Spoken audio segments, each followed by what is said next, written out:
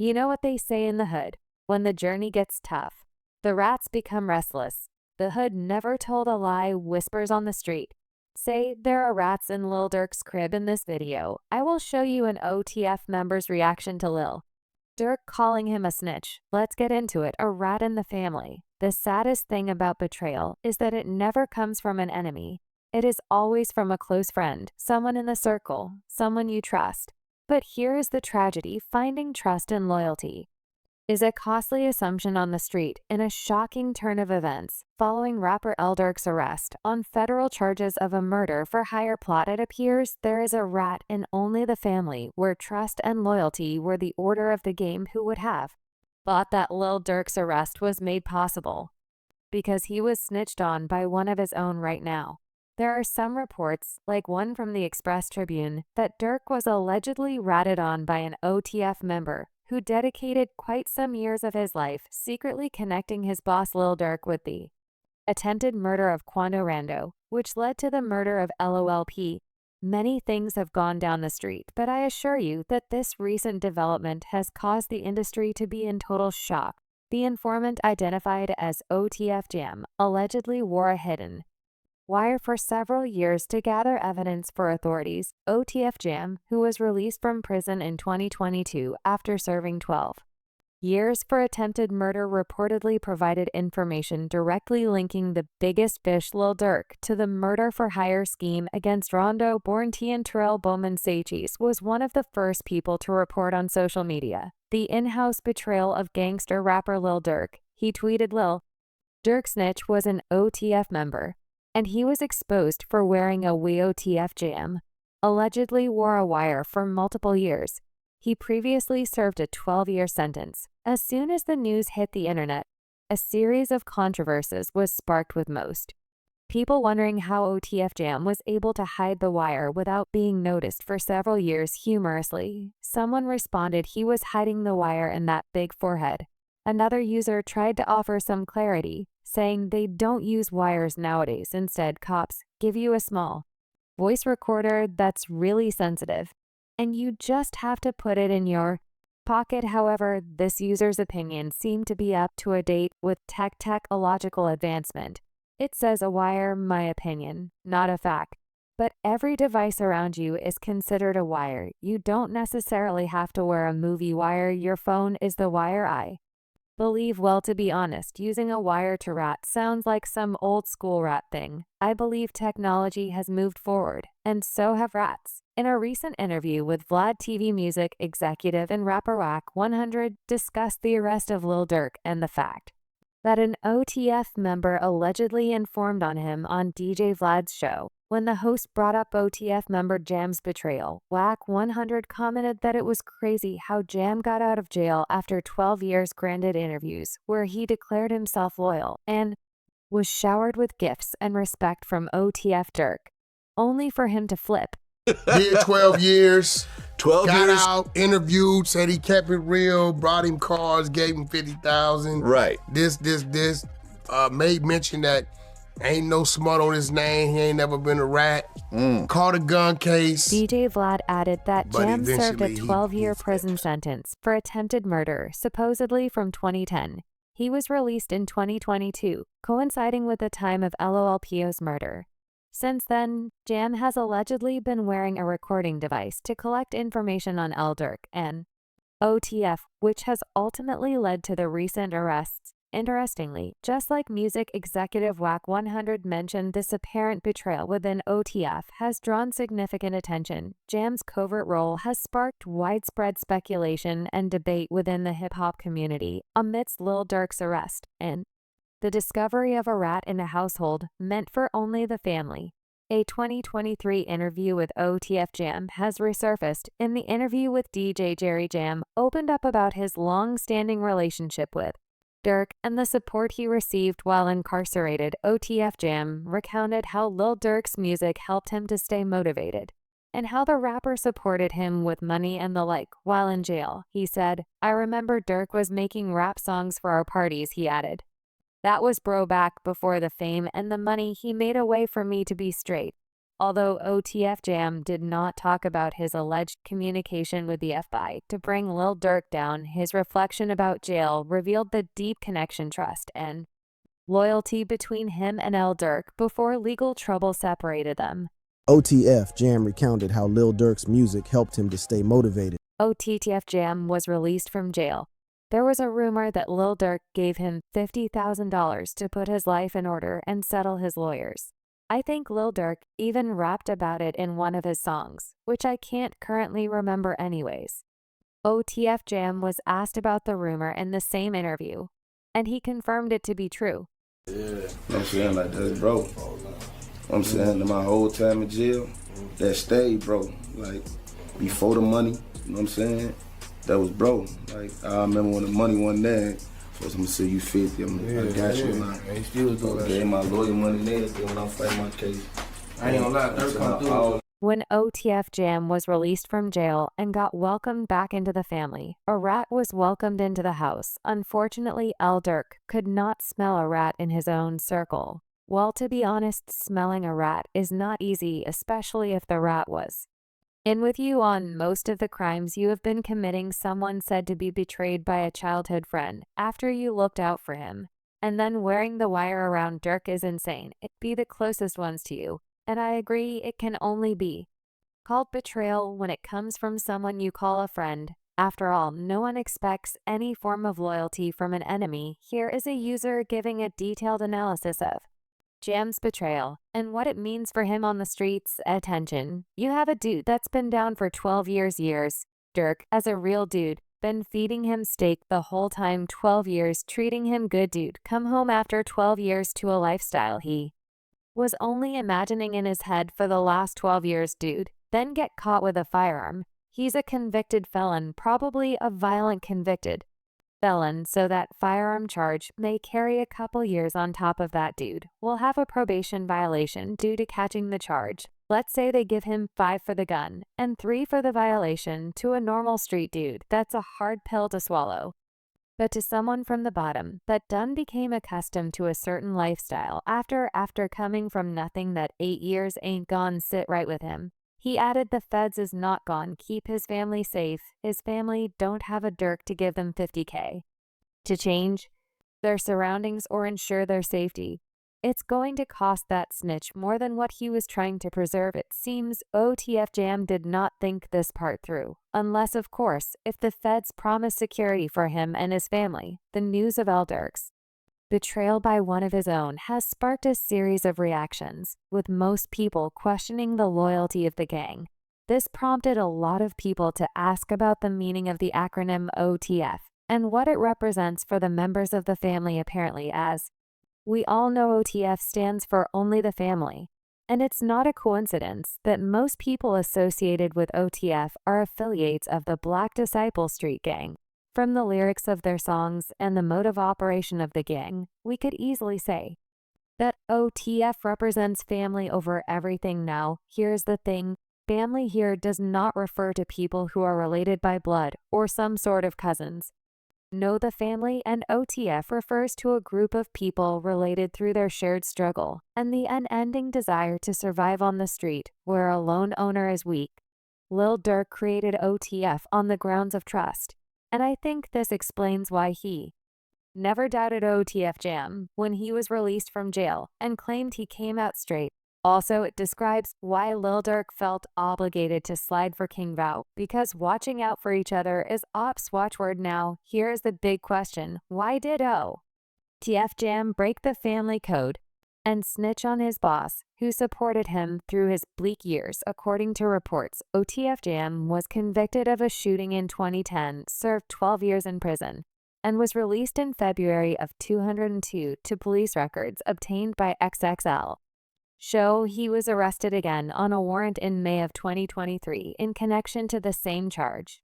Although the status of his current charge is unclear, we could easily speculate that he gave up his boss and shattered the family so he would not go back to jail. Does this mean that prison broke OTF Jam? I mean, prison could hurt anyone else, but loyalty was supposed to be intact. Well, the street says it is deeper than that. Word on the street is that Lil Durk had OTF Jam's child's mother killed. because Durk found out Jam was wearing a wire, and that Durk also had a man killed in retaliation for his brother D Things killing Poetic Flacco, broke the rumor on social media, saying the feds believed Lil Durk paid to get these two people killed, one Stephen Mack, who killed Lil Durk's brother D Thing, 2 OT. F Jam's baby mom was killed because Lil Durk found out he wore a wire around him. Feds think OTF Jam is the key to putting L Durk in jail for all 3 bodies. However, I have not found any substantial evidence to validate this rumor. Interestingly, while surfing the internet, searching for updates about OTF Jam and why he ratted on the OTF founder, I found this an internet troll sparked by a resurfaced footage showing OTF Jam snacking on McDonald's in what looks like an interrogation room, and fans are alleging that he was snitching on Lil Durk while eating McDonald's hilariously. It was DJ Academics who instigated the trolling by asking his followers to caption the image, and without wasting time, his fans opened the floodgates of trolling. One comment reads, "Bro snitched on Durk for a Big Mac and fries," and another added, "You're probably wondering how I got here." Unfortunately, while OTF Jam was enjoying his Big Mac and fries with a wire body like an electric pole, his boss L Durk was getting arrested. L Durk's arrest. And rapper Lil Durk has been arrested and charged with a murder-for-hire plot. The Chicago native, whose real name is Durk Banks, was arrested in Florida by the U.S. Marshals Service. The 32-year-old's arrest comes as 5 other people in Chicago were arrested in connection with the investigation. Here is the gist. Federal agents swooped in and arrested 5 men in connection to the August 2022 shooting in Los Angeles that killed Quando Rondo's cousin, and they're being charged with conspiracy to murder for hire in retaliation for King Von's death. Apparently, as it turned out,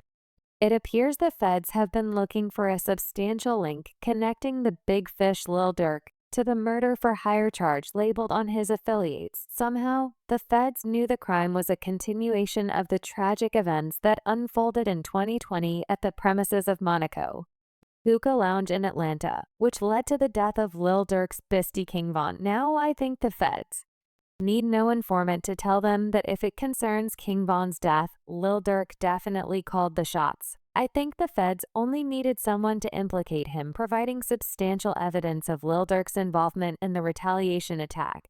Yes, we can say that OTF Jam is that person, and because Jam is a close circle affiliate of L Durk, there would be no limit to the range of information the feds have gathered from Jam's wiretapped body. It's no wonder as soon as the feds got what they wanted, L Durk was hit with the most devastating events of his career. There are now 5 people in custody who weren't in custody before.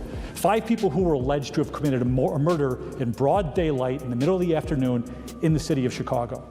As expected, DJ Academics was among the first people to break the news of Durk's arrest to the industry. After making a video about the situation, he tweeted, "Break: Lil Durk has been arrested by U.S. Marshals and held in Broward County Correctional Facility until he's extradited to California for his federal charge." His charge is murder for hire for the death of Quando Rondo's cousin LP.